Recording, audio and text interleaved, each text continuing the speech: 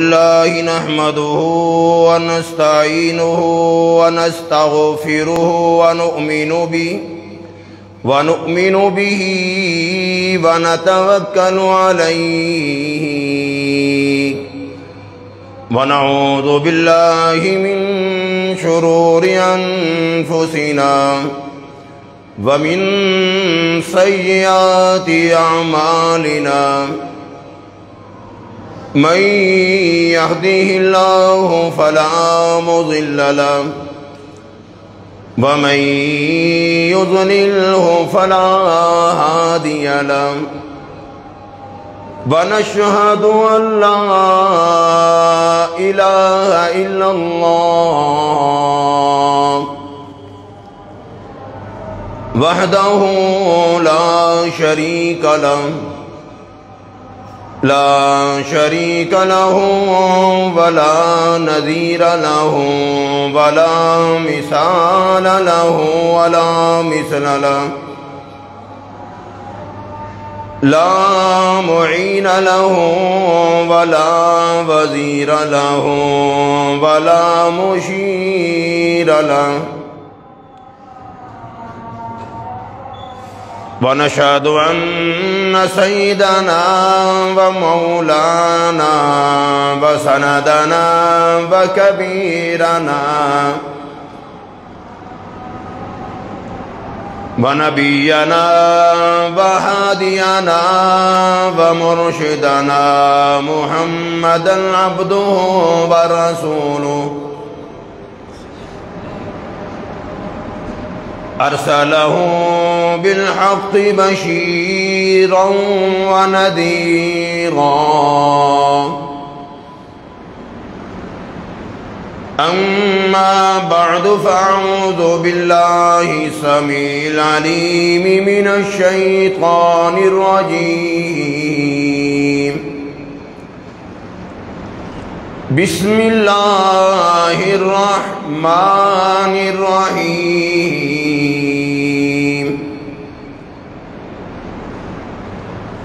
قل إن صلاتي ونسكي ومحياي ومماتي لله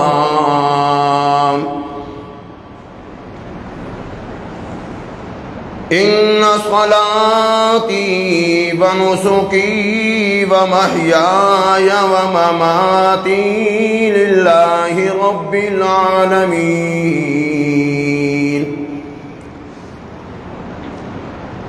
لا شريك له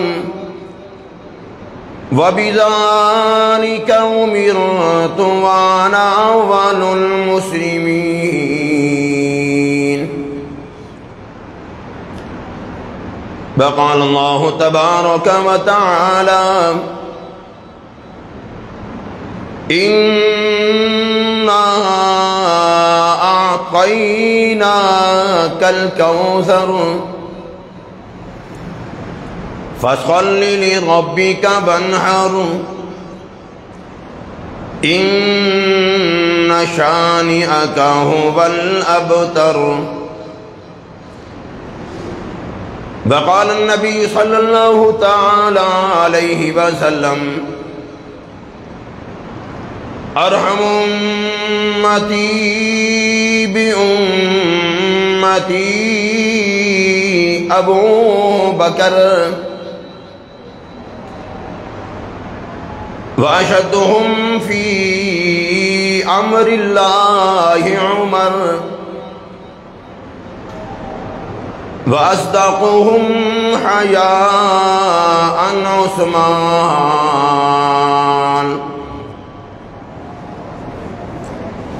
وأقضاهم علي رضوان الله تعالى عنهم أجمعين صدق الله العظيم وصدق رسوله النبي الكريم ونحن على ذلك لمن الشاهدين والشاكرين والحمد لله رب العالمين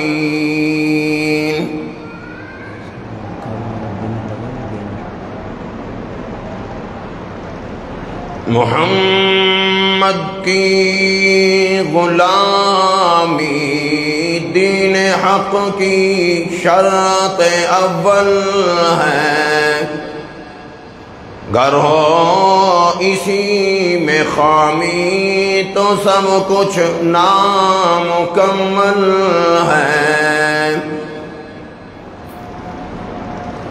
زندگی زمین کے سینے پہ رہ گئی،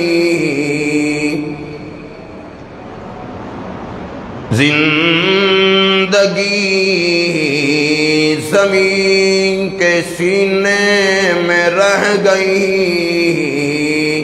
جنت کا نید بن کر مدینے میں رہ گئی۔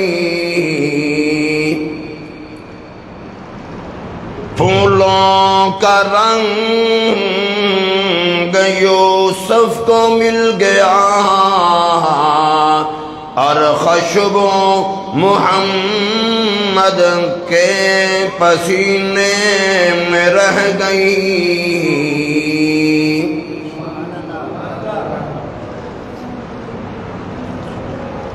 اللہم صلی علی محمد وعلی آل محمد کما صلیت علی ابراہیم وعلی آل ابراہیم انکا حمید مجید۔ اللہم بارک علی محمد وعلی آل محمد کما بارکت علی ابراہیم وعلی آل ابراہیم انکا حمید مجید۔ سبحان اللہ۔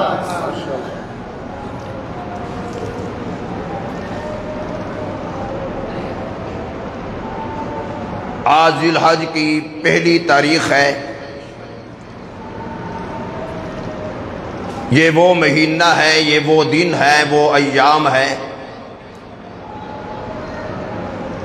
جس کی 10 تاریخ کو جناب سیدنا ابراہیم علیہ السلام نے اپنے صاحبزادے حضرت اسماعیل علیہ السلام جن کو 80 سال کی عمر میں اللہ سے مانگ کر یہ بیٹا لیا تھا، اور ویسے بھی بڑھاپے کی اولاد جو ہے وہ بہت عزیز ہوتی ہے، لیکن وہ پیغمبر تھے، جانتے تھے کہ جب اللہ نے حکم دیا کہ میری راہ میں ذبح کر دو، وہ سمجھ گئے کہ جب مال ہی اسی کا ہے، وہی مانگ رہا ہے تو انکار کیوں؟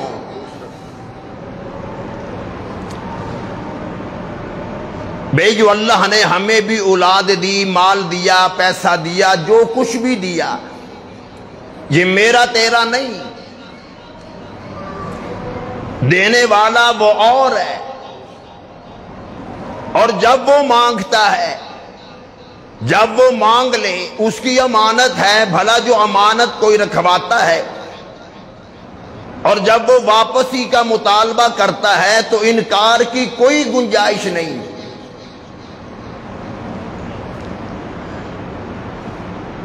یہاں پر ضمناً ایک بات عرض کر دوں کہ بعض لوگ یہ کہہ دیتے ہیں کہ قربانی دینا جانور کی بھی بڑی مشکل، وہ تو پیغمبر تھے جو انسان کے لیے، اپنی بچے کے لیے قربانی کو تیار ہو گئے۔ میں مانتا ہوں کہ قربانی پیش کرنے والے بھی پیغمبر ہیں، قربانی دینے والے بھی پیغمبر ہیں، لیکن مجھے ایک بات بتا دیں، صحابہ کرام میں ایک بھی صحابی نبی نہیں تھا، پیغمبر نہیں تھا، لیکن خدا کی قسم انہوں نے خاندان کے خاندان پیغمبر کے قدموں پہ لا کر قربان نہیں کر دیے۔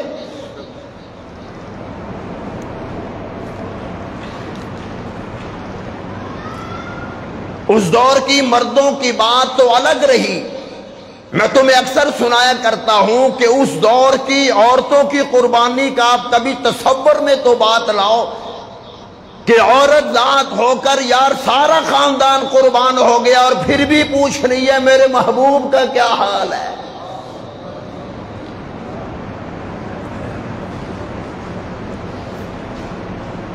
ہماری دکان پہ ایک دن سیل نہ ہو، پریشانیاں آ جائیں تو انسان سگریٹ پینے لگ جاتا ہے، برداشت ہی نہیں۔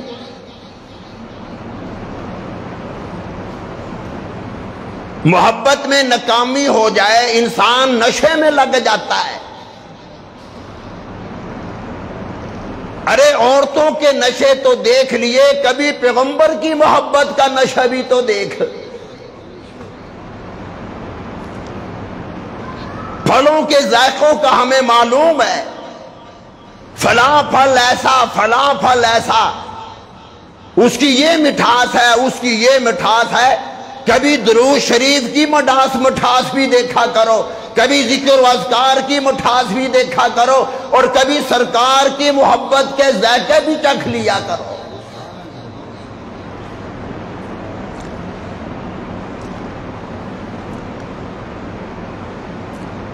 حضرت مولانا مفتی محمد تقی عثمان نصاب مدد العالی فرماتے ہیں کہ قرآن کی تلاوت میں، ذکر و اذکار میں، درود شریف میں جو مٹھاس ہے وہ دنیا کے کسی اور مٹھاس میں مٹھاس ہی نہیں۔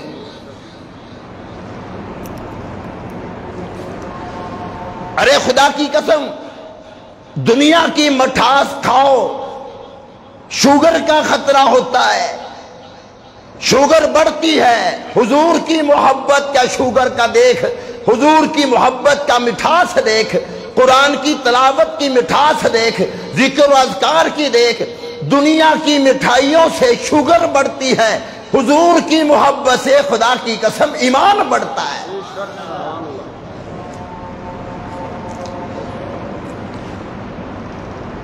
میرے تیرے لیے پیسہ خرچ کرنا مشکل ہے، صحابہ کرام نے اپنی اولاد دے دی۔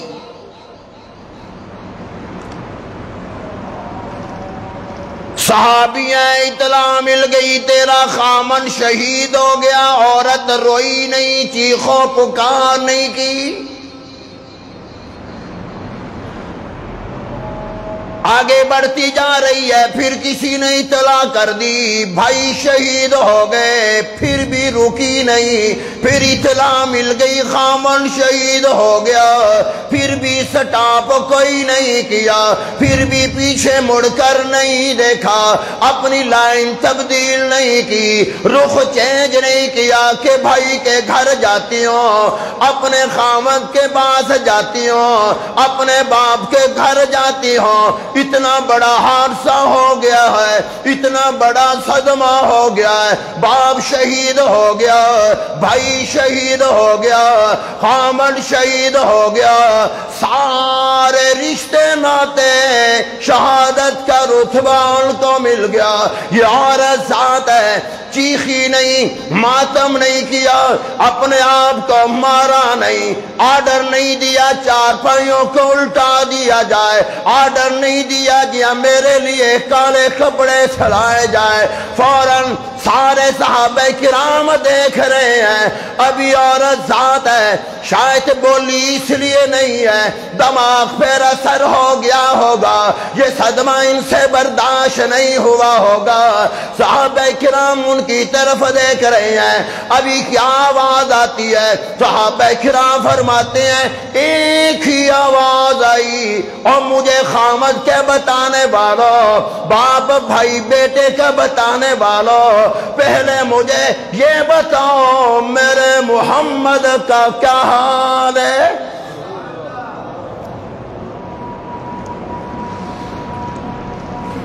یہ تو میرے 4 رشتے ختم ہو گئے، اگر میرے بس میں ہوتا میں سارا جہان قربان کر دیتی۔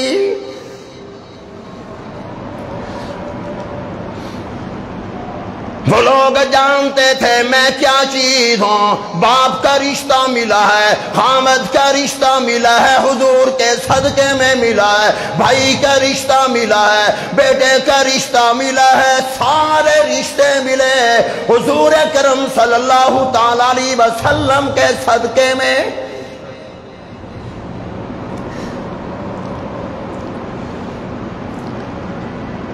اللہ کا شکر ادا کر, ہمیں اولاد کی قربانی کا حکم نہیں ملا.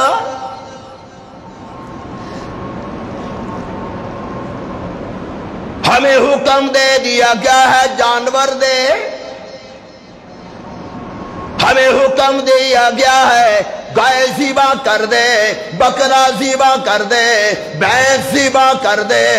میری راہ میں تو گائے دے دے, ایک چھوٹے جانور کی بکری ہی دے دے, اس کی قربانی دے دے, میں اسماعیل کے قربانی کا تمہیں اجر عطا کر دوں گا.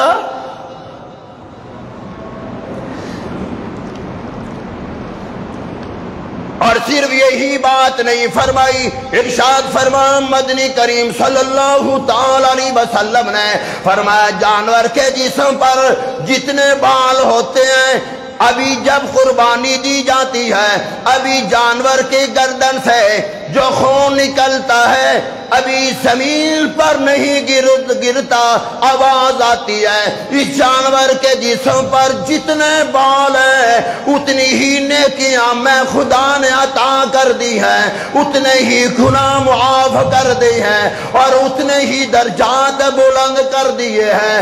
اس لیے کہ میں خدا تو وہ ہوں, ان اللہ غفور الرحیم.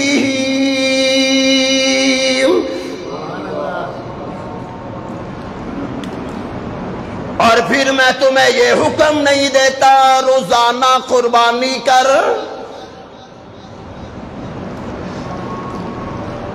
پھر میں تجھے یہ حکم نہیں دیتا ہر صورت کر.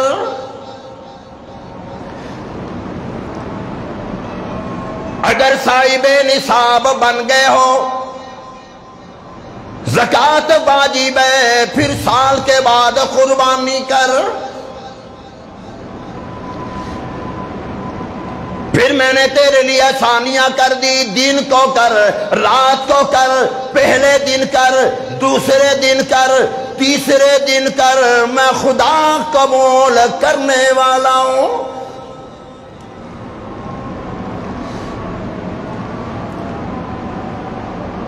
جناب سیدنا ابراہیم علیہ السلام کو خواب آتا ہے, سمجھ گئے, اس لیے کہ وہ نبی کا خواب ہے, میرا تیرا خواب نہیں. سارا دن جو سوچا, جو پروگرام بنایا, جو منصوبے بنائے, جو نیت کر لی, وہ خواب میں آ گیا. وحی کے اقسام میں, وحی کے قسموں میں ایک قسم یہ بھی ہے کہ نبیوں کو خواب جو آتے تھے وہ بھی وحی ہی ہوتے ہیں.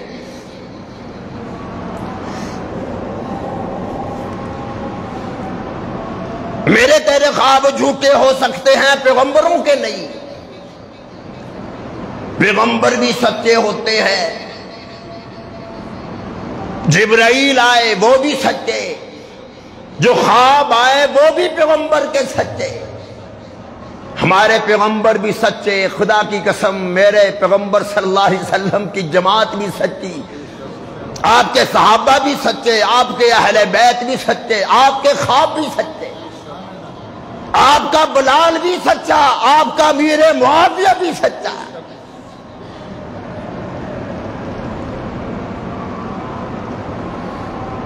ارے کسی جماعت کے خلاف بات کرو,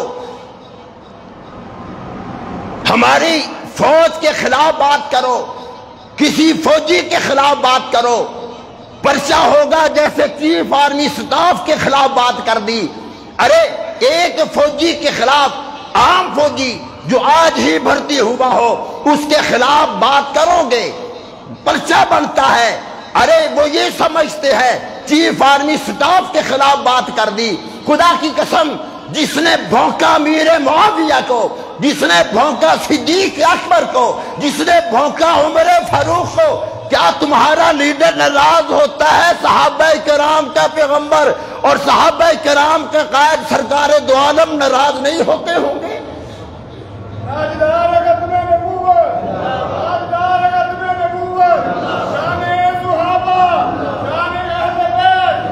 تم سمجھتے ہو تمہارا لیڈر کہتا ہے میرے کارکن میری جماعت کے اثاثہ ہے، خدا کی قسم سارے صحابہ چاہے صدیق کیوں نہ ہو، عمر فاروق کیوں نہ ہو، عثمان علی طلحہ زبیر کیوں نہ ہو، سارے صحابہ میرے محبوب کے قیمتی اثاثہ اور ہیرے ہیں۔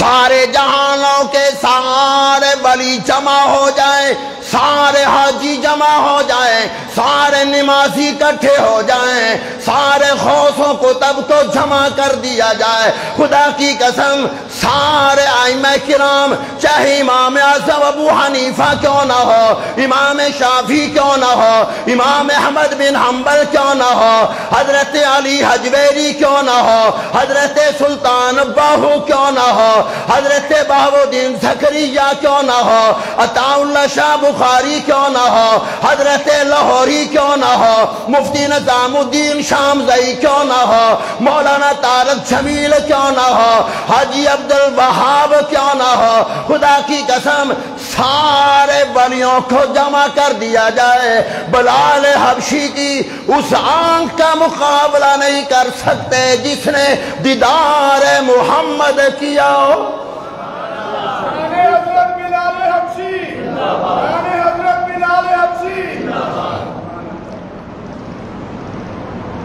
یار یہ تو معمولی لوگ تھے،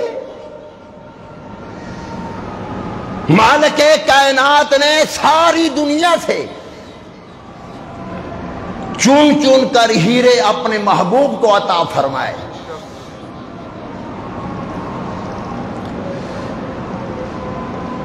اب اس ذات کی کرم نوازی ہے جسے قبول فرما لے،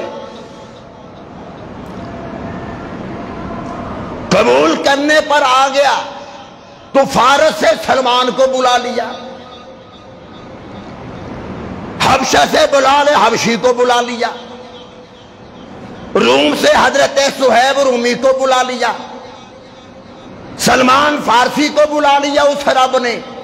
قبول نہ کرنے پر آیا تو ابو جہل کو بھی قریب نہیں آنے دیا،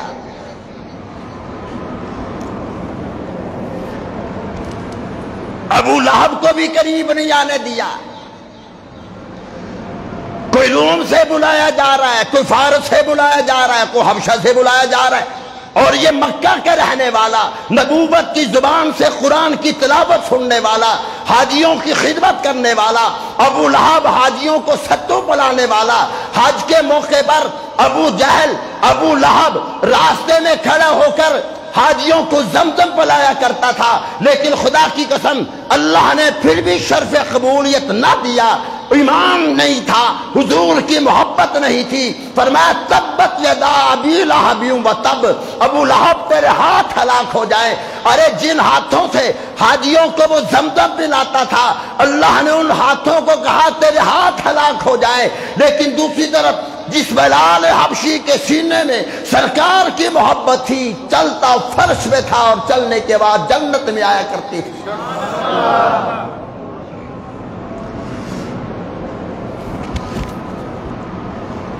بات ساری قبولیت کی ہے۔ اب کتنے لوگ حج پہ گئے، ماشاءاللہ اللہ ہم سب کو بھی لے جائے۔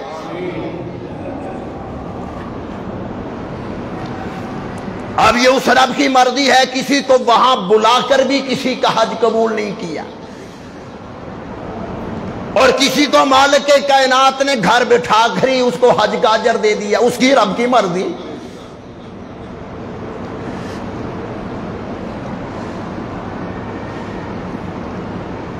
غالباً ہر سال حج کے موقع پر ایک بات عرض کیا کرتا ہوں، بہت سے دوستوں کو باتیں یاد رہ جاتی ہیں۔ اللہ والے حج پہ گئے، تلبیہ پڑھ رہے ہیں، فرمایا لبیک اللہم لبیک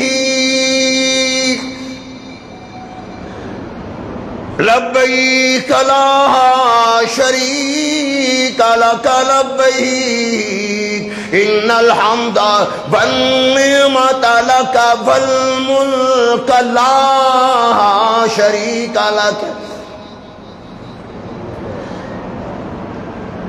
تلبیہ پڑھ رہے ہیں، الہی میں حاضر ہوں،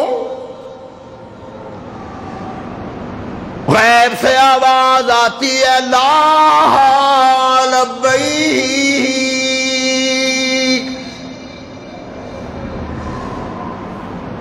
تیری حاضری قبول نہیں۔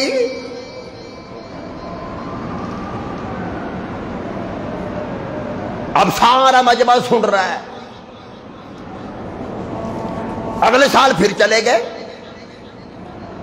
پھر تلبیہ پڑھ رہے ہیں، پھر یہی آواز آتی حاضری قبول نہیں۔ 3-4 سال وہ مسلسل جاتے رہے، آواز یہی آتی رہی۔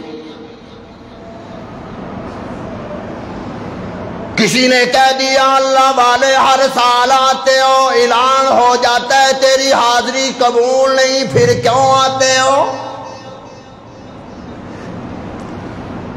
جب حاضری قبول نہیں، پیسہ اتنا خرچ کرتے ہو، اپنی اولاد کو چھوڑ کر آتے ہو، اپنی بیوی بچوں کو چھوڑ کر آتے ہو، اپنے ملک کو چھوڑ کر آتے ہو، بار بار آتے ہو، اور بار بار یہی اعلان ہوتا ہے تیری حاضری قبول نہیں۔ اس نے رو کر خانہ کعبے کی طرف اشارہ کر کے کہنے لگے مجھے بتاؤ ساری دنیا میں یہ اللہ کا گھر کہیں اور سے مل جاتا ہے؟ اگر کہیں اور سے یہ ملتا ہے مجھے بتا دو، میں وہاں چلا جاتا ہوں۔ میرا کام ہے حاضری دینا، قبول کرنا یا نہ کرنا میرے رب کا کام ہے۔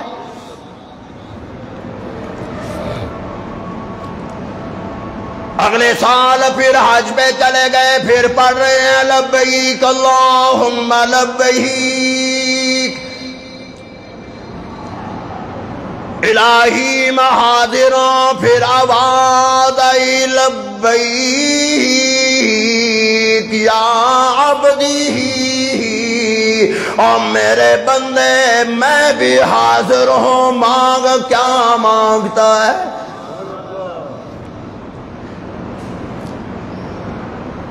اس لیے قرآن کہتا ہے لا تقنطوا من رحمت اللہ، اور میرے بندوں میری رحمت سے مایوس نہ ہوا کرو۔ آواز آتی ہے میرے بندے میں بھی حاضر ہوں، پھر ساتھ ہی آواز آتی ہے اور میرے بندے میں نے تجھ پر اتنا کرم کر دیا، اتنی تجھ پر کرم نوازی ہو گئی، میں نے تیری وجہ سے سارے حاجیوں کا حج قبول کر لیا ہے۔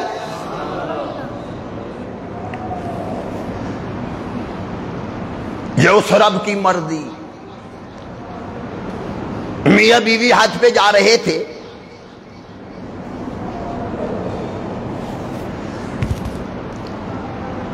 محلے سے گزر رہی ہے، ایک گھر کے پاس سے گزرے، بیوی کہنے لگی وہ اللہ کے بندے جس گھر کے پاس سے ہم گزرے ہیں اس گھر میں یتیم بچیاں رہتی ہے اور ہے بھی آل رسول۔ وہ آل رسول بھی کتنے خوش قسمت ہوتے ہیں، کوئی کہتا ہے یہ میرے خاندان کا آدمی، کوئی کہتا ہے میری برادری کا آدمی۔ ارے وہ انسان کتنا خوش قسمت ہوگا کہ جس کے بارے میں حضور فرماتے ہوں یہ میرے خاندان کا آدمی۔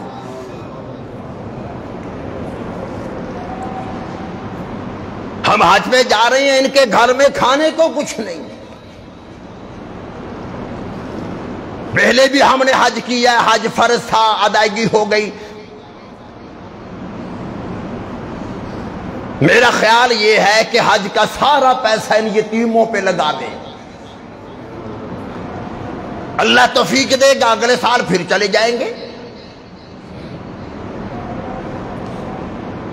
وہ بات اس کے سمجھ میں آ گئی، حج کا ارادہ ملتوی کر دیا، واپس گھر میں آ گئے۔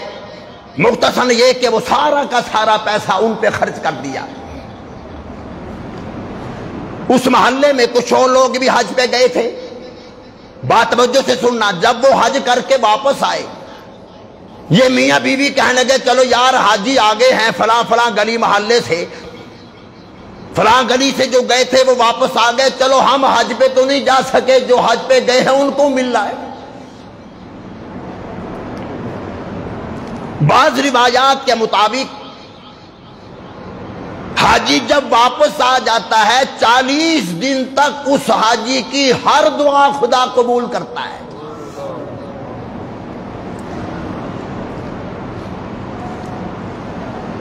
اور بعض روایات کے مطابق حاجی جب تک اپنے گھر میں واپس نہیں آتا اس وقت تک اس کی ہر دعا خدا قبول کرتا ہے۔ میں سے دوستوں سے کہا کرتا ہوں حاجی کو ملنا نو ایئرپورٹ پہ مل لیا کرو، اس لیے کہ حاجی کا پتہ نہیں کہ گھر میں جائے پتہ نہیں کیا بن جائے۔ ہمارے قاری صاحب فرمایا کرتے تھے کہ حاجی کو ملنے کے لیے گئے، نماز کا وقت ہو گیا، عصر کی نماز پڑھی، قاری صاحب مسجد میں چلے گئے، اب حاجی صاحب نہیں گئے۔ مغرب کی نماز جا کر مسجد میں پڑھی، حاجی صاحب نہیں گئے۔ ان کے بیٹے سے قاری صاحب نے پوچھا کہ یار تیرا ابا جو حج کر کے آیا ہے گھر میں ہی ہے، نہ عصر پڑھی نہ مغرب ہمارے ساتھ پڑھی۔ وہ بچہ کہنے لگا کہ ابا جی فرما رہی ہیں ابھی میں نے پاکستان آ کر نمازیں شروع نہیں کی، ابھی میں تھکا ہوا ہوں، دو چار دن ریسٹ ہو جائے پھر نمازیں شروع کروں گا۔ سب سے بڑی نشانی حج کے قبول نہ ہونے کی یہ ہوتی ہے کہ جب حاجی واپس آتا ہے اگر بدلہ نہیں تو سمجھ لینا حج قبول نہیں۔ اور ماشاءاللہ جس دن حاجی کی فلائٹ واپسی کی ہوتی ہے الحمدللہ اسی دن وہ شیو کرا کر آتا ہے۔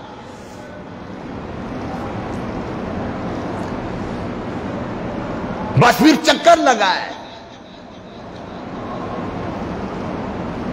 اللہ چکروں کو نہیں دیکھتے، معاف کرنا ہم لوگوں کو بھی چکر دیتے ہیں اور خدا کو بھی چکر دیتے ہیں۔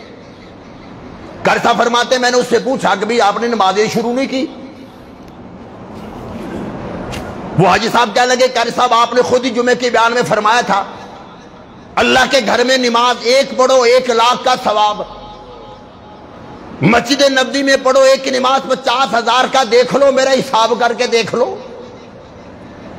میں نے 40 دن نمازیں وہاں پڑھی ہیں، کعبے میں بھی پڑھی ہیں، مسجد حرام میں پڑھی ہے، مدینے بھی پڑھی ہے۔ اب ایک نماز کا ثواب 1,00,000 کے برابر۔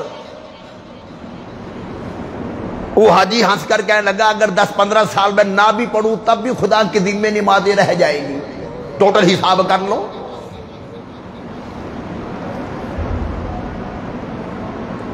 وہ مجھے بات یاد آ گئی، میں نے شاید پہلے بھی سنائی ہو۔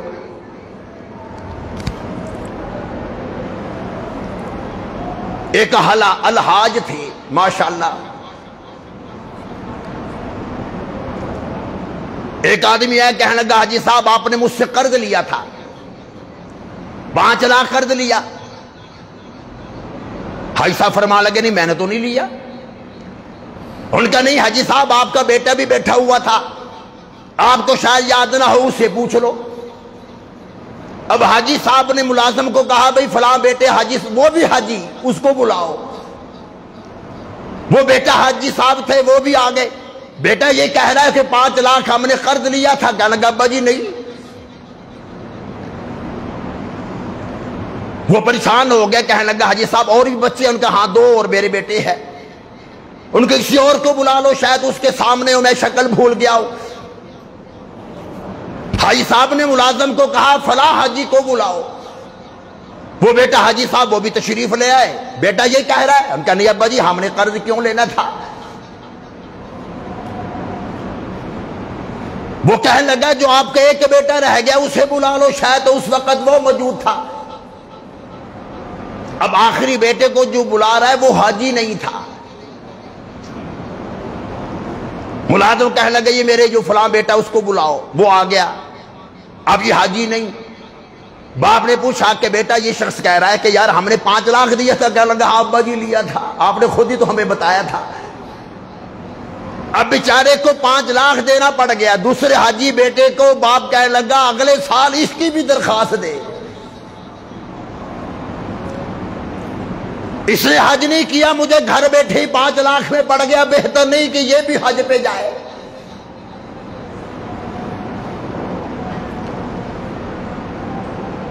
یہ حج نہیں، یہ چکر ہے۔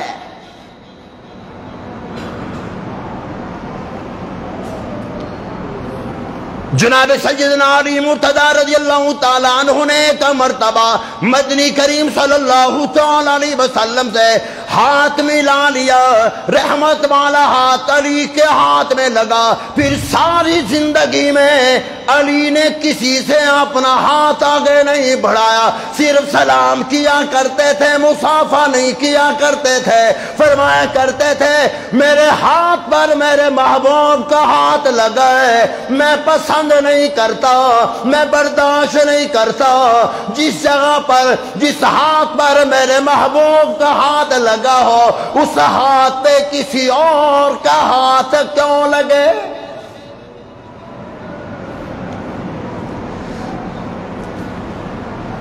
میاں بیوی آپس میں بیٹھ کر بات کر رہے ہیں، ہمارے محلے میں فلاں فلاں جو حج پہ گئے تھے وہ واپس آ گئے، ہم ان کو مل کر آتے ہیں۔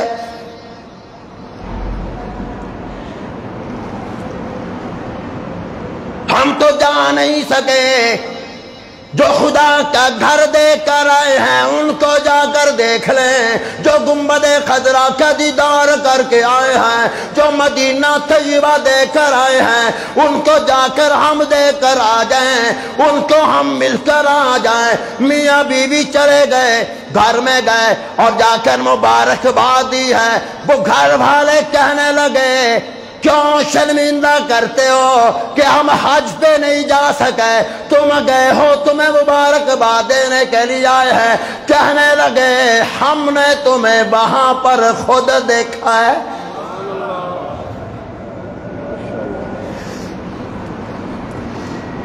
وہ کہنے لگا اللہ والے کئی سال ہو گئے محلے میں رہتے ہوئے، کبھی آپ کی زبان سے جھوٹ بولتے ہوئے ہم نے کبھی نہیں دیکھا، آپ نے کبھی غلط بیانی سے کام نہیں لیا۔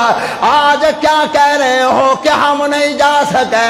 ہم نے آل رسول کی خدمت کی ہے، پیغمبر کے خاندان کی یتیم بچیوں کی خدمت کی ہے، وہ سارا کا سارا مال ہم نے ان پہ لگا دیا ہے۔ کیا کہہ رہے ہو؟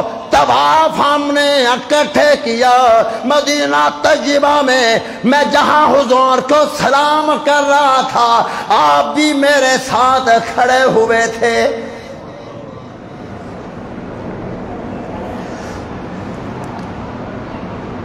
اب وہ قسم اٹھا رہا ہے میں گیا نہیں، دوسرا قسم اٹھا رہا ہے کہ ملاقات وہاں پہ ہوئی۔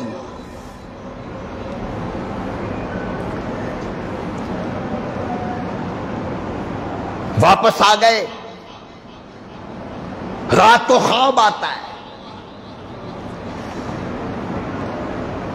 ایسے خواب اللہ ہم سب کو نصیب فرمائے۔ پیغمبر کے بارے میں، پیغمبر کی محبت کے بارے میں، ارے جس کو جنت کے سرٹیفکیٹ خام میں مل جائے وہ انسان کتنا خوش قسمت ہے۔ ایک وقت کا بادشاہ گزرا ہے، پہاڑ پہ چڑھ گیا، نیچے جھانک کر دیکھا، اس کی اپنی فوج اسے نظر آئی۔ کہنے لگا کاش ایسا ہوتا کہ یہ میں اپنی فوج سرکار دو عالم صلی اللہ تعالی وسلم کسی جنگ کے لیے باہر آئے ہوتے اور میں سرکار کی فوج کو دیکھ لیتا، صحابہ کرام کو دیکھ لیتا اور اپنی فوج کو پیغمبر کی فوج میں شامل کر دیتا، نبی کے ساتھ مل کر کافروں کے خلاف اعلان جہاد کرتا ہے۔ یہ خواہش ہوئی۔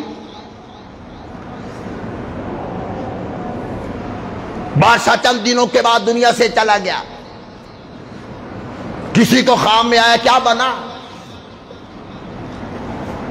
فرمانے لگے ایک ہی بات پر اللہ نے مجھے معاف کر دیا کہ میرے محبوب کی جماعت میں شامل ہونے کی خواہش کا تم نے اظہار کیا، پیغمبر کے ساتھ مل کر جہاد کرنے کی خواہش کا اظہار کیا، جا میں نے تجھے جنت کا وارث بنا دیا۔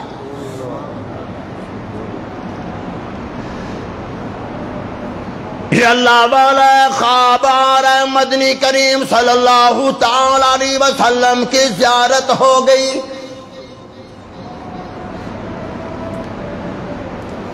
ارشاد فرمایا مدنی کریم صلی اللہ تعالی علیہ وسلم نے، نہ تو جھوٹ کہہ رہا ہے نہ وہ حاجی جھوٹ کہہ رہے ہیں، تو بھی سچ کہہ رہے ہیں، تو حج پہ گیا نہیں، وہ حاجی بھی سچ کہہ رہے ہیں کہ انہوں نے تجھے کعبے کے سامنے دیکھا ہے، وہ بھی سچ کہہ رہے ہیں انہوں نے آپ کو طواف کرتے ہوئے دیکھا ہے، انہوں نے تجھے مقام ابراہیم پر دیکھا ہے، انہوں نے تجھے صفا مروہ پہ دیکھا، انہوں نے تجھے مکہ میں دیکھا، انہوں نے گنبد خضرا کے سامنے دیکھا ہے، نہ تو جھوٹ بول رہا ہے نہ وہ جھوٹ بول رہے ہیں، تو نے آل رسول کی، میرے خاندان کی یتیم بچیوں کی خدمت کی، حج کا سارا پیسہ ان پہ لگا دیا، مالک کائنات کو یہ ادا یہ عمل اتنا پسند آیا، مالک کائنات نے دونوں میاں بیوی کے ہم شکل ایک فرشتے کو پیدا کر دیا جو قیامت تک تیری طرف سے حج ادا کرتا رہے گا۔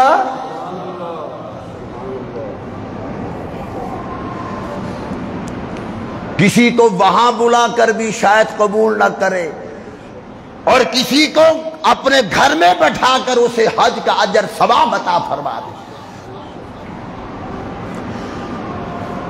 اور پھر فرمایا قیامت تک تیری طرف سے فرشتے حج ادا کرتے رہیں گے۔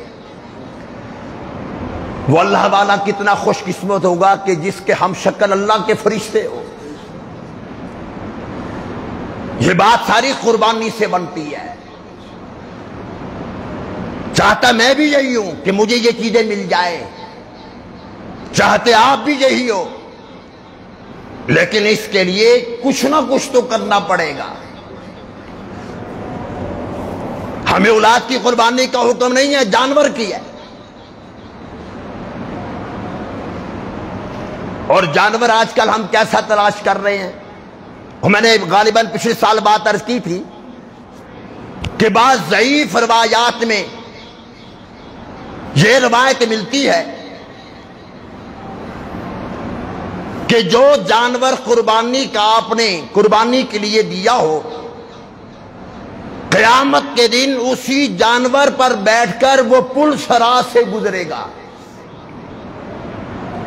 یار اب تو سبحان اللہ کہہ دو۔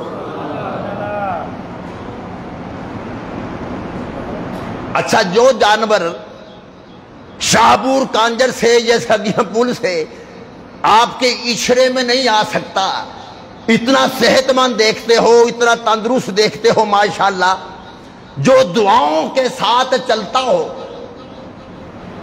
بزرگوں کی دعاؤں کے ساتھ چلتا ہو، اتنا صحت مند جانور ہم نے خرید لیا، تو بتاؤ پل صراط سے وہ کیسے گزرے گا؟ وہ تو خود ہی پھنسے گا، ہمیں بھی پھنسائے گا۔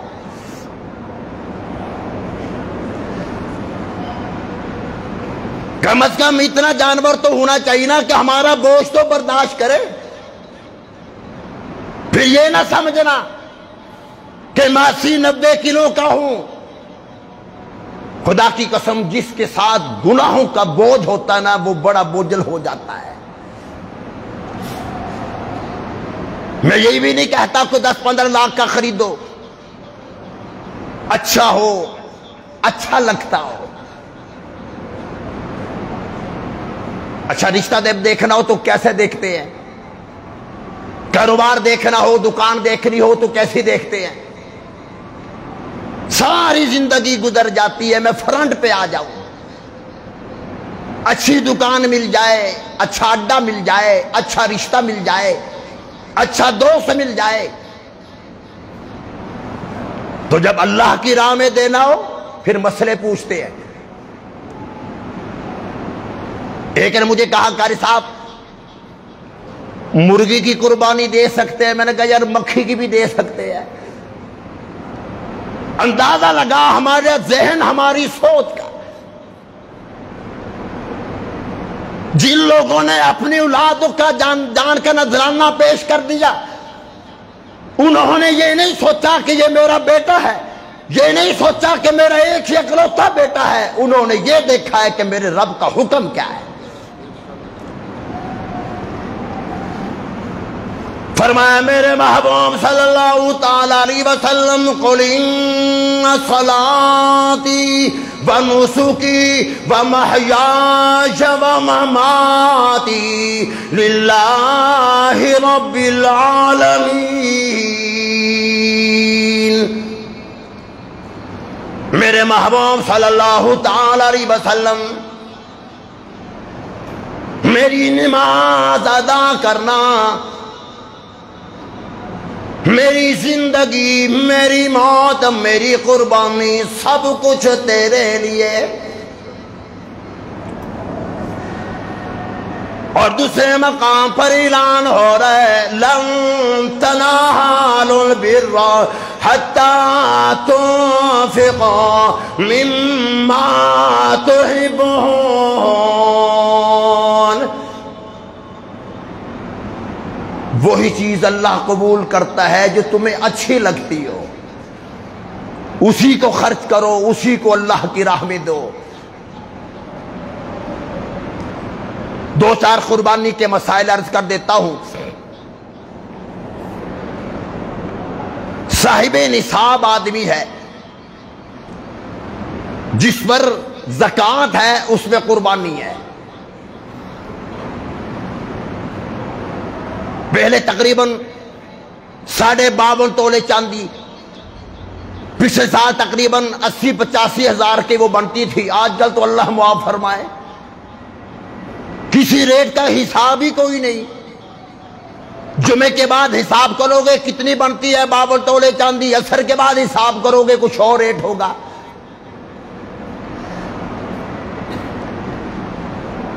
پھر بھی یہ لوگ کہہ رہے ہیں کہ ہم معیشت بہتر کر رہے ہیں، ماشاءاللہ پتہ ہی اور بہتری کیا لائیں گے۔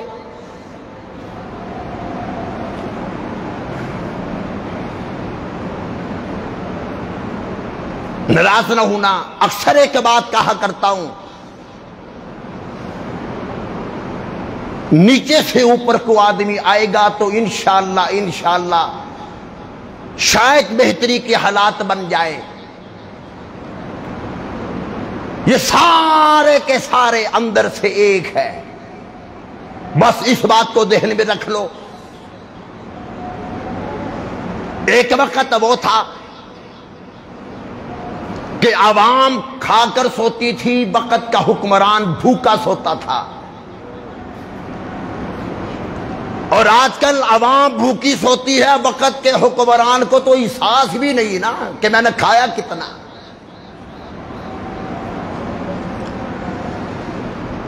جناب سیدنا ابو بکر صدیق رضی اللہ تعالیٰ عنہ گھر تشریف لائے، میٹھا بنا ہوا ہے۔ ابو بکر صدیق رضی اللہ تعالیٰ عنہ نے اپنی بیوی سے پوچھا جتنی میری تنخواہ بیت المال سے آتی ہے اس پر صرف گزارا ہی ہو سکتا ہے، یہ میٹھا کہاں سے آیا؟ کہنے لگی ہر مہینے کی تنخواہ سے کچھ نہ کچھ پیسے بچا کر رکھ لیتی تھی۔ ابو بکر صدیق فرمانے لگے بتا ہر مہینے کی تنخواہ سے کتنے پیسے بچاتی تھی، جتنے پیسے بتائے گئے صدیق نے اتنی ہی تنخواہ میں سے کم کرا دیے۔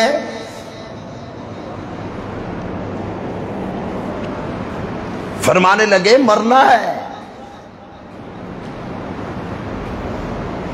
بہرحال کیا بتاؤں، قربانی کے مسائل عرض کر دیتا ہوں۔ جانور کی قربانی بھی تم نے دینی ہے، پٹرول کی قربانی بھی تم نے دینی ہے، مہنگائی کی قربانی بھی تم نے ہی دینی ہے۔ ماشاءاللہ ماشاءاللہ، پھر بھی یہ لوگ بکواس کرتے ہیں کہ ہم ملک کے لیے کر رہے ہیں۔ کوئی ملک کے لیے نہیں کر رہا، سارے کے سارے اپنے لیے کر رہے ہیں۔ میں کسی سیاسی جماعت کا نام نہیں لیتا۔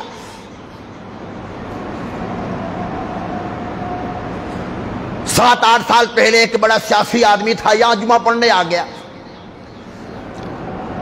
جمعے کی نماز کے بعد میں اپنے کمرے میں بیٹھا ہوا تھا،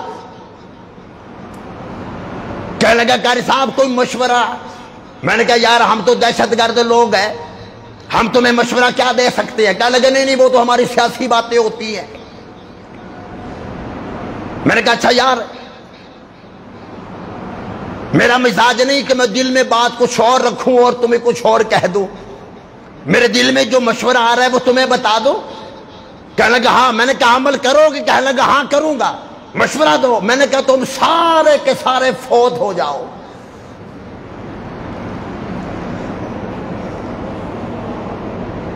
وہ ہنسنے لگ گیا، کہنے لگا گر صاحب یہ تو ہماری بس کی بات نہیں۔ یعنی شرمندہ پھر بھی نہیں ہوا۔ میں نے تمہیں پچھلے جمعۃ المبارک حجاج بن یوسف کی بات سنائی تھی، یاد ہوگی کہ حجاج بن یوسف نے 70,000 آدمی اپنے ہاتھ سے قتل کیے تھے۔ 90,000 افراد حجاج بن یوسف کے آرڈر سے قتل ہوئے۔ کسی نے جرت کر کے کہہ دیا تھا حجاج عمر فاروق کا دور تجھے یاد نہیں؟ کہنے لگے میں اس وقت بچہ تھا لیکن مجھے یاد ہے۔ ان کا پھر عمر فاروق کا نام لے کر آؤ۔ حجاج کا جواب سننا، کہنے لگا تم ابو ذر غفاری بن جاؤ میں عمر بن جاتا ہوں۔ باتوں میں سمجھ آئی کہ نہیں آئی؟ تم ابو ذر غفاری بن جاؤ میں عمر بن جاتا ہوں۔ میری قوم نے ابو ذر غفاری نہیں بننا، تم عمر کیوں بنو؟ بہرحال جس میں زکوٰۃ ہے، قربانی ہے، گھر کا نظام ایک شخص کے ہاتھ میں ہے، بچے بھی کماتے ہیں باپ کو دیتے ہیں، اپنے پاس نہیں رکھتے، زیور بھی کوئی نہیں، تو ایک قربانی ہوگی۔ اگر بیگم کے پاس زیور ہے اور وہ سمجھتی ہے کہ میں ہی اس کی مالکن ہوں، 7.5 تولے سے زیادہ اگر اس کے پاس زیور ہے تو وہ اپنی قربانی الگ کرے گی۔ اچھا وہ بھی بڑی سیانی ہے، قربانے کے دنوں میں وہ کہہ دیتی ہے میری تیری کو بات الگ ہے، کوئی فرق ہے ہمیں۔ لیکن اگر تجربہ کرنا اس کو کہو کہ پھر زیور مجھے دے دو، میں دکان پہ مال ڈالنا چاہتا ہوں، انشاءاللہ طویل لے جاؤ، سارا قرآن پڑھ کر ختم کر دو، انشاءاللہ یہ بات کبھی نہیں مانے گی۔ جو ہی قربانی گزرتی ہے، فرق ہے کوئی مجھ میں تجھ میں؟ مجال ہے کہ وہ دے دے۔ جانور کی بھی قربانی میاں ہی دیتا ہے اور گھر کی قربانی بھی میاں ہی دیتا ہے۔ ماشاءاللہ شادی شدہ حضرات سب سمجھ گئے ہوں گے۔ بہرحال اچھا جانور خریدو۔ بڑا اہم مسئلہ کرنے لگا ہوں، میرے ذمے اگر قربانی واجب ہے، میں اپنی طرف سے قربانی لازمی ادا کروں، یہ نہ ہو کہ مجھ پر واجب ہو اور میں قربانی باپ کی طرف سے دے دوں، ماں کی طرف سے دے دوں، اپنے بزرگوں کی طرف سے دے دوں، اس کا تمہیں اجر تو مل جائے گا لیکن آپ گنہگار ہوں گے، کیونکہ آپ پر واجب تھی، آپ نے اپنی طرف سے ادا نہیں کی۔ اپنی طرف سے قربانی دے، 7 اور جانور خرید لے، اللہ نے ہمت دی ہے، حضور صلی اللہ علیہ وسلم کی طرف سے دے دو، والدین کی طرف سے دے دو، اپنے استادوں کی طرف سے دے دو۔ اگر کوئی گرمی زیادہ نہ لگی ہو اپنے مولوی کی طرف سے بھی دے سکتے ہو۔ انشاءاللہ یہ بات کبھی بھی ہمیں سمجھ نہیں آئے گی، ہے مسئلہ، لیکن اپنے ذمہ واجب ہے تو وہ ادا کرنی پڑے گی۔ اس کے علاوہ آپ 100 قربانیاں دے دیں۔ ایک مشورے کی بات ہے، اللہ نے جس کو ہمت دی ہے، ایک جانور یا ایک میں حصہ اپنا بھی ڈالیں اور ایک سرکار کی طرف سے دے دیں۔ مدنی کریم صلی اللہ تعالیٰ علیہ وسلم ایک مرتبہ 100 اونٹوں کی قربانی دی، ایک روایت کے مطابق آپ نے 70 اونٹوں کی قربانی دی، ایک روایت کے مطابق 10 اونٹوں کی قربانی دی۔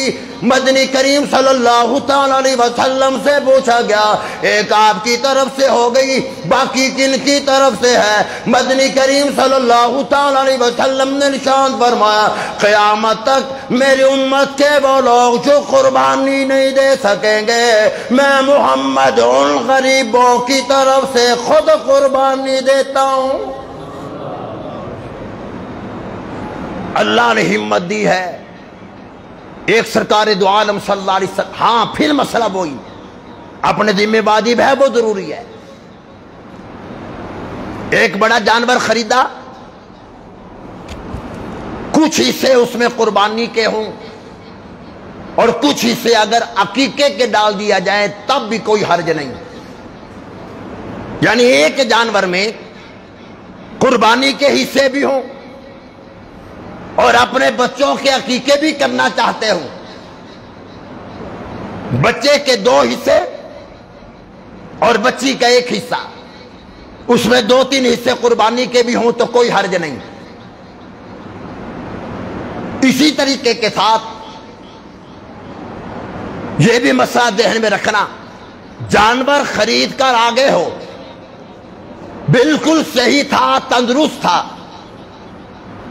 چوٹ لگ گئی، پھسل گیا، زخمی ہو گیا، اب دیکھنا پڑے گا کہ وہ صحیح چل رہا ہے کہ نہیں۔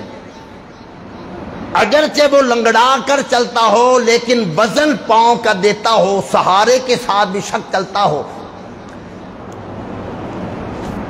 ایسے جانور کی قربانی جائز ہے۔ تھوڑی سی وضاحت کر دوں، آج کل چونکہ مندے بڑے ہیں نا، اس لیے میں آپ کو ذرا سہولتیں آپ لوگوں کے لیے دے رہا ہوں۔ میں اس لیے دوستوں سے کہا کرتا ہوں مولویوں سے بنا کر رکھا کرو، بڑے عجیب و غریب مسائل تمہیں بتائیں گے پھر۔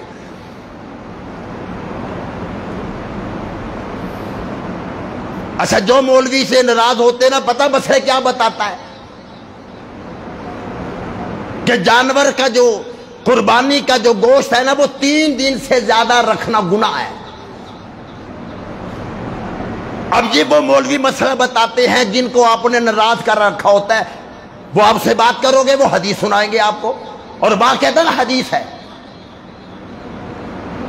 لیکن دوسری حدیث وہ تمہیں وہ مولوی سنائے گا جن کے ساتھ تمہارے تعلقات اچھے ہوں، وہ تمہیں بتا دے گا کہ یہ پہلا حکم یہ تھا کہ 3 دن سے زیادہ قربانی کا گوشت جو ہے وہ رکھنے کی اجازت نہیں۔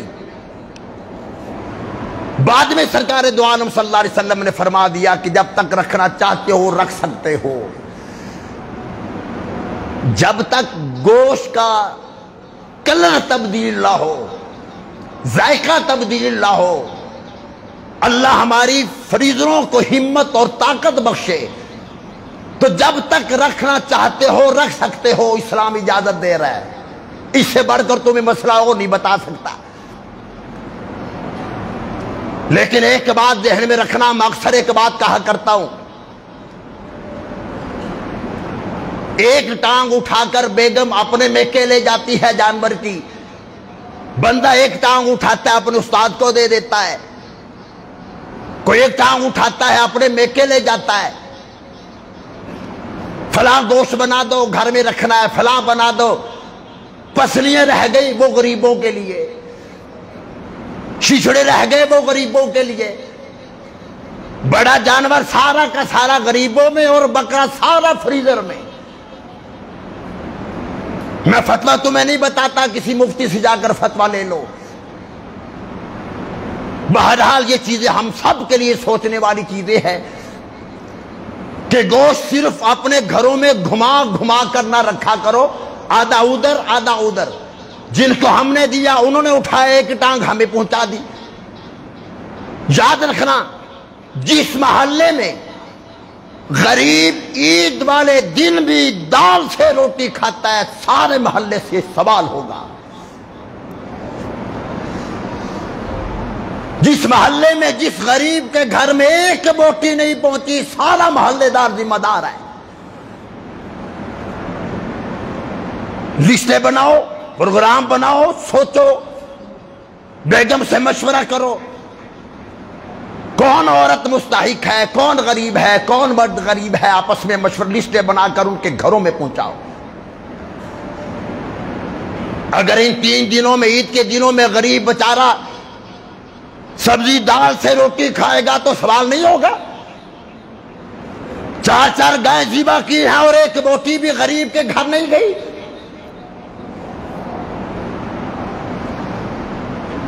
امام الانبیاء گھر میں تشریف لائے، حضرت عائشہ صدیقہ رضی اللہ تعالیٰ عنہ فرماتی ہیں عقیقے کا گوشت آیا ہوا تھا، میں نے بھون کر حضور کے سامنے رکھ دیا، شوربہ کم ہے۔ میں نے کہا یا رسول اللہ صلی اللہ تعالیٰ علیہ وسلم، فلاں کے گھر سے آیا عقیقے کا گوشت ہے۔ امام الانبیاء نے فرمایا عائشہ صدیقہ واپس لے جا، پانی ڈال کر شوربہ زیادہ بنا کر لیا۔ حضرت عائشہ صدیقہ رضی اللہ تعالیٰ عنہ فرماتی ہیں میں واپس لے گئی، پانی ڈالا، شوربہ زیادہ بنایا۔ میں نے عرض کیا یا رسول اللہ صلی اللہ تعالیٰ علیہ وسلم، ہم کھانے والے 2 لوگ ہیں، اتنا شوربہ بنا لیا کیا کریں گے؟ امام الانبیاء نے فرمایا عائشہ صدیقہ، مدینے کی فلاں گلی میں اتنے یتیم رہتے ہیں، مدینے کے فلاں گھر میں اتنی بیوہ عورتیں ہیں، اگر آج محمد بھونا ہوا گوشت کھا لیں اور میری امت کے یتیم بچے بھوکے رہ جائیں، قیامت کے دن تیرے حضور سے سوال ہوگا۔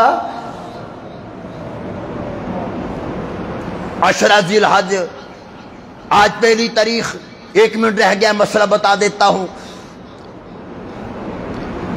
بڑی عظمت والے یہ دن ہے۔ آپ کا معمول تھا 1 ذی الحج سے 9 ذی الحج تک آپ روزانہ روزے رکھا کرتے تھے۔ فرمایا ان دنوں کی عبادت کا اجر، بخاری شریف کی روایت سنانے لگا ہوں، ان دنوں کی 1 ذی الحج سے 9 ذی الحج 10 ذی الحج تک عبادت کا اجر مجاہد کو جہاد میں اتنا نہیں ملتا جتنا گھر بیٹھے ہوئے ان 10 دنوں کی عبادت کا اللہ اجر عطا کرتا ہے۔ بخاری شریف کی روایت۔ ہاں آپ نے فرما دیا کہ جو مجاہد شہید ہو گیا، جو اللہ نے اس کو رتبہ اجر دیا ہے وہ ان دنوں کا نہیں ہے۔